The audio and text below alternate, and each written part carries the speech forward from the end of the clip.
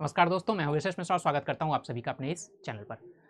दोस्तों, आप जैसे मेरे पीछे न्यूज़पेपर के डिफरेंट हेडिंग्स देख रहे हैं कि यूएस ने अपने ही फाइटर जेट को एक फ्रेंडली फायर इंसिडेंट में मार गिराया है। फ्रेंडली फायर इंसिडेंट क्या होता है दोस्तों? जब कहीं पर कोई ऑपरेशन चल रहा होता है और उसमें आप अपने ही साथी जहाज को या अपने ही बेड़े के जहाज को या आप कह सकते हो अपने ही पूरी फोर्स के किसी एक मेंबर पर अटैक कर देते हैं, जो फ्रेंडली फायर के नाम से जानते हैं। ये मिस हैपनिंग हो जाती है कभी कभी, ठीक है, बिकॉज ऑफ मिस कम्युनिकेशन या किसी दूसरी वजह से। तो ऐसा ही कुछ हुआ जब यूएस और इसराइल की कंबाइंड सेना, आप कह सकते हो कि हाउथीज रेबिलियंस हैं, हाउथीज रेबल ग्रुप है जो ईरानियन बैक्ड हाउथीज रेबल ग्रुप है जो यमन में है। तो यमन में इस समय एक ऑपरेशन चल रहा है, यूएस और इसराइल का एक कॉमन ऑपरेशन है इन्हीं हौतीज़ के खिलाफ, इन्हीं हुतीज़ के खिलाफ, जिनको हुतीज़ या हौतीज़ भी आप बोलते हो।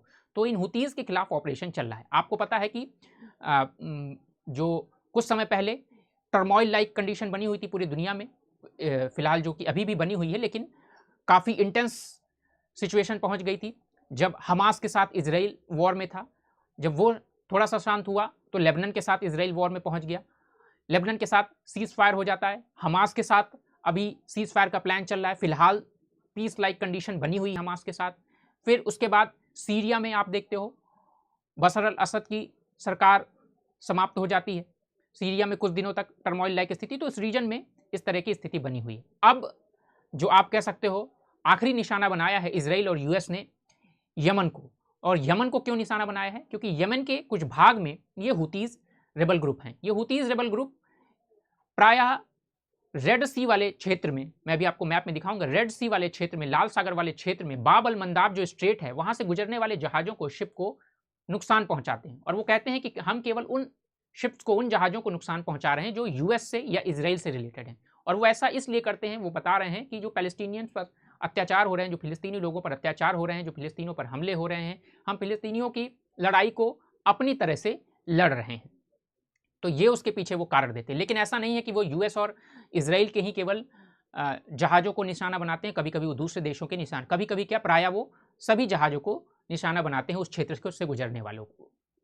तो इसी के अगेंस्ट, इसी ग्रुप के अगेंस्ट, इसी हुती रेबल ग्रुप के अगेंस्ट एक ऑपरेशन लॉन्च किया यूएस और इसराइल ने मिलकर।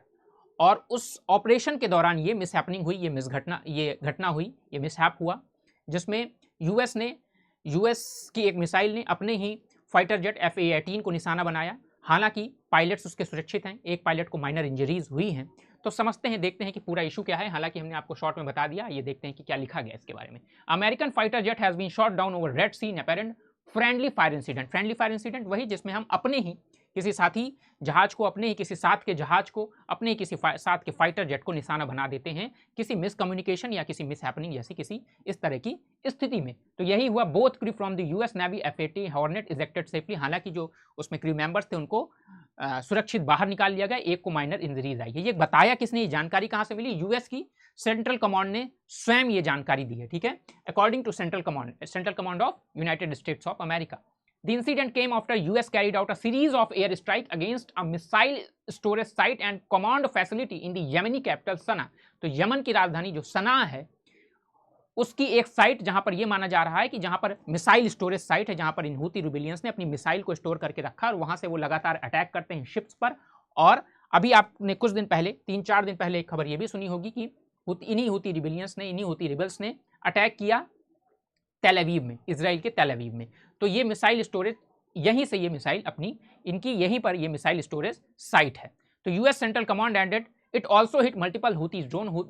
हुतीज के डिफरेंट ड्रोन्स को भी इन्होंने मार गिराया, उनके डिफरेंट ड्रोन्स को भी। तो यूएस सेंट्रल कमांड से ये जानकारी मिली कि उनके दोनों पायलट सुरक्षित हैं और जीवित हैं, जो उन्होंने फ्रेंडली फायर में, जब ये पूरा ऑपरेशन कर रहे थे, तो इस ऑपरेशन के दौरान इन्होंने अपने ही एक FA-18 फाइटर जेट पर अटैक कर दिया, ठीक है। तो ये पूरा इंसिडेंट सेंटकॉम ने खुद ही बताया है, सेंट्रल कमांड अथॉरिटी जो कि यूएस की है, ठीक। अब Houthis have repeatedly attack Israeli linked ship. जैसा कि मैंने बताया कि इसराइल से संबंधित जो जहाज होते हैं, यूएस से संबंधित जो जहाज होते हैं, उस क्षेत्र से गुजर रहे होते हैं, जहां पर यमन के उस क्षेत्र से, जहां रेड सी वाले क्षेत्र से, लाल सागर वाले क्षेत्र से, बाब अल मंदाब स्ट्रेट है, उधर से गुजर रहे होते हैं, तो वो उनको प्रायः निशाना बनाते हैं। गल्फ ऑफ एडेन में waterways vital to global trade, ये ग्लोबल ट्रेड के लिए इंपॉर्टेंट शिप लेन है, कम्युनिकेशन लेन है। और आपको पता होना चाहिए, जब भी किसी इंपॉर्टेंट कम्युनिकेशन लेन पर, इंपॉर्टेंट शिपिंग लेन पर, इंपॉर्टेंट ट्रेड लेन पर अटैक होता है तो निश्चित रूप से वहाँ से गुजरने वाले सभी ट्रेड प्रभावित होते हैं। वो रास्ता कुछ समय के लिए रोकना पड़ता है, उस ट्रेड लेन को काफ़ी सफ़र करना पड़ता है, लेन को भी, और वहाँ से जाने वाले जो भी जो कमोडिटीज़ इत्यादि हैं उन सब को कभी कभी काफ़ी हानि उठानी पड़ती है और कभी कभी वो देर भी हो जाते हैं अपने गंतव्य तक पहुंचने से, उस वजह से लेट होता है और कभी कभी दूसरा रास्ता भी अपनाना पड़ता है। ठीक है, तो टाइम और कभी कभी उसकी वजह से प्राइस में भी बढ़ोतरी देखी जाती है, जो ये टर्मोइल लाइक स्थिति ये बनाकर रखते हैं रेड सी में। तो प्राइस डिस्ट्रप्शन, इस ट्रेड में डिस्ट्रप्शन क्रिएट करने की वजह से प्राइस में भी डिस्ट्रप्शन होता है इन कमोडिटीज़ की जो उधर से गुजर रही होती हैं।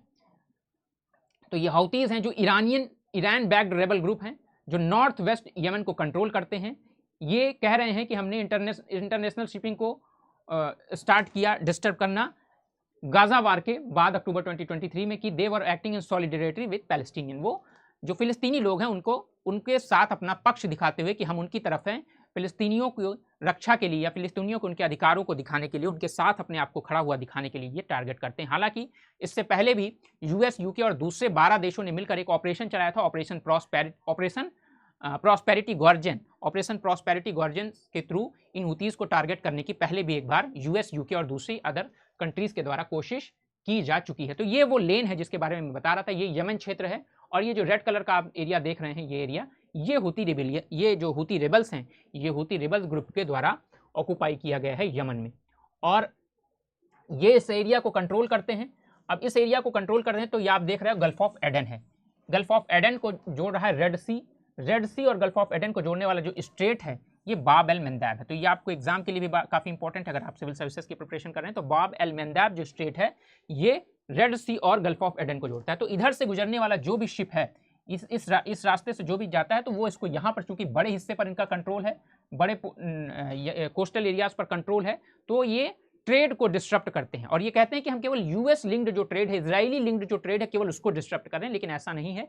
यूएस, इजराइल, यहाँ तक कि भारत से संबंधित कुछ कई बार जो ट्रेड है उसको भी, जो शिप्स हैं उनको भी डिस्टर्ब करने की कोशिश की गई है इस रास्ते पर।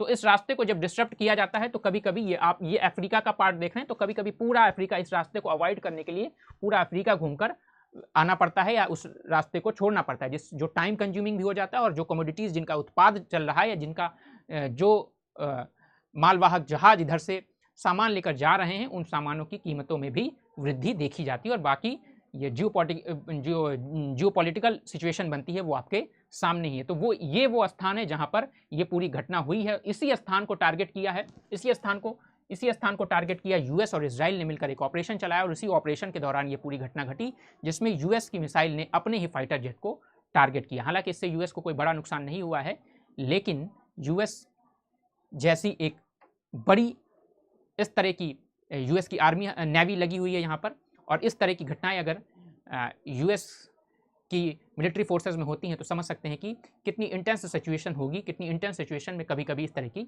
मिस हैपनिंग कैसे देखने को मिलती हैं। पहले भी ऐसे कई बार हो चुका है, भारत में भी इस तरह की स्थितियां बनी हुई हैं कि युद्ध के दौरान हम अपने ही फाइटर जेट को टारगेट कर लेते हैं। इस सेशन से जुड़ने के लिए आप सभी का बहुत बहुत धन्यवाद। Thank you so much to all of you. Have a nice day.